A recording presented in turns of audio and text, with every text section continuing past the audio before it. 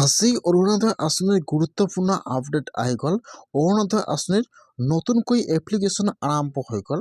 যিসকলে এতিয়ালৈকে অৰুণোদয় আঁচনি লাভ কৰা নাই আৰু হাতত ৰেচন কাৰ্ড আছে, বিধৱা মহিলা বা দুখীয়া মানুহ বা অৰুণোদয় আঁচনি পোৱাৰ যোগ্য হয়, কিন্তু সেইসকল লোকে এতিয়ালৈকে অৰুণোদয় আঁচনি লাভ কৰা নাই। আজি কিন্তু অৰুণোদয় আঁচনিৰ গুৰুত্বপূৰ্ণ আপডেট আহি গ'ল। যদি আপোনাৰ হাতত ৰেচন কাৰ্ড আছে আৰু আপোনালোকে বিধৱা মহিলা হয় বা দুখীয়া মানুহ হয় বা অৰুণোদয় আঁচনি পোৱাৰ যোগ্য হয়, কিন্তু এতিয়ালৈকে অৰুণোদয় আঁচনি লাভ কৰা নাই, তেনেহ'লে কিন্তু আপোনালোকে এইবাৰ অৰুণোদয় আঁচনি লাভ কৰিব। ইতিমধ্যে কিন্তু আৰু অৰুণোদয় আঁচনিৰ কাৰণে নতুনকৈ আবেদন আৰম্ভ হৈ গৈছে। সেইকাৰণে যদি আপোনালোকে অৰুণোদয় আঁচনি পোৱাৰ যোগ্য হয়, কিন্তু এতিয়ালৈকে অৰুণোদয় আঁচনি লাভ কৰা নাই, তেনেহ'লে আপোনালোকে আজিয়ে অৰুণোদয় আঁচনিৰ কাৰণে আবেদন কৰিব লাগিব। অৰুণোদয় আঁচনিৰ কাৰণে আপোনালোকে এতিয়া কেনেকৈ আবেদন কৰিব আৰু আবেদন কৰিবলৈ হ'লে আপোনালোকৰ কি ডকুমেণ্ট জমা কৰিব লাগিব আৰু আপোনালোকে ফৰ্মটো ক'ত পাব আৰু ফৰ্মটো ক'ত জমা কৰিব, মই আজি অৰুণোদয় আঁচনিৰ এপ্লিকেশ্যনৰ সম্পূৰ্ণ প্ৰচেছ জনাই দি আছোঁ। যদি আপোনালোকে অৰুণোদয় আঁচনি পোৱাৰ যোগ্য হয়, এতিয়ালৈকে অৰুণোদয় আঁচনি লাভ কৰা নাই, তেনেহ'লে আপোনালোকে অৰুণোদয় আঁচনিৰ কাৰণে কেনেকৈ আবেদন কৰিব সম্পূৰ্ণ প্ৰচেছ জানি লওক আৰু আপোনালোকে অৰুণোদয় আঁচনিৰ এপ্লিকেশ্যন ফৰ্মটো ক'ত পাব সেইটোও জনাই দি আছোঁ।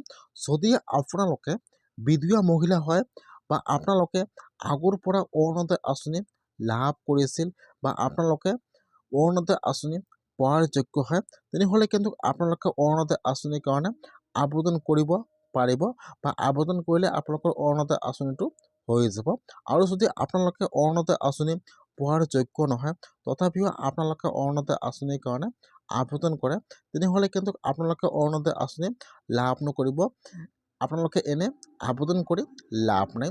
যদি আপোনালোকৰ বয়স 45ৰ ওপৰত হৈ গৈছে, তেনেহ'লে কিন্তু আপোনালোকে অৰুণোদয় আঁচনি এইবাৰ লাভ কৰিব।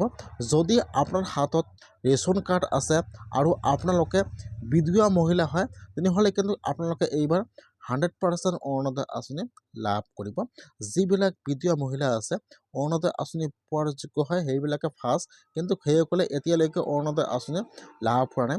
সেইকাৰণে আজি কিন্তু অৰুণোদয় আঁচনিৰ গুৰুত্বপূৰ্ণ আপডেট আহি গ'ল যে ফাৰ্ষ্ট অৰুণোদয় আঁচনি পাব লাগে বিধৱা মহিলাসকল, কিন্তু এতিয়ালৈকে সেইসকলে অৰুণোদয় আঁচনি লাভ কৰা নাই। এতিয়া কিন্তু যদি আপোনালোকে বিধৱা মহিলা হয় আৰু আপোনালোকৰ ৰেচন কাৰ্ড আছে, তেনেহ'লে কিন্তু আপোনালোকে এইবাৰ অৰুণোদয় আঁচনি লাভ কৰিব।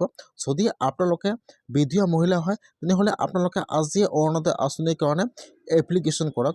কেনেকুৱাকৈ আপোনালোকে অৰুণোদয় আঁচনিৰ কাৰণে এপ্লিকেশ্যন কৰিব, ফৰ্মটো ক'ত জমা কৰিব, কি ডকুমেণ্ট জমা দিব লাগিব, সম্পূৰ্ণ প্ৰচেছ জানি লওক।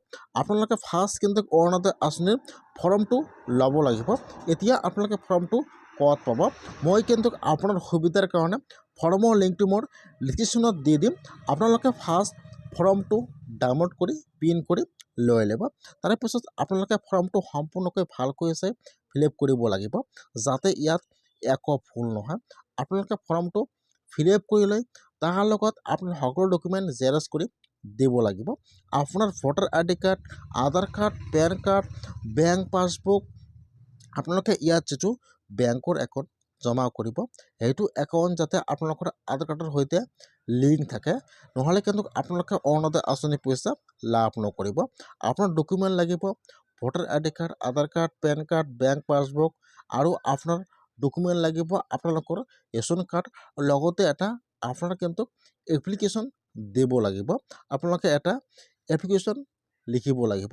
যদি আপোনালোকে এপ্লিকেশ্যনটো লিখিব নাজানে, নহ'লে আপোনালোকে আপোনাৰ গাঁৱৰ ওচৰত যিজনে এপ্লিকেশ্যন লিখিব জানে তাৰ পৰা আপোনালোকে ফাৰ্ষ্ট এপ্লিকেশ্যনটো লিখি ল'ব যে মই বিধৱা মহিলা হয়, মই অৰুণোদয় আঁচনি পোৱাৰ যোগ্য, এতিয়ালৈকে মই অৰুণোদয় আঁচনি লাভ কৰা নাই।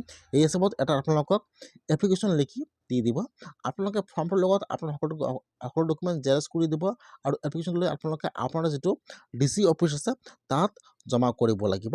আপোনালোকে এনেকুৱাকৈ অৰুণোদয় আঁচনিৰ কাৰণে আজিয়ে আবেদন কৰক, নহ'লে কিন্তু আপোনালোকে অৰুণোদয় আঁচনি লাভ নকৰিব।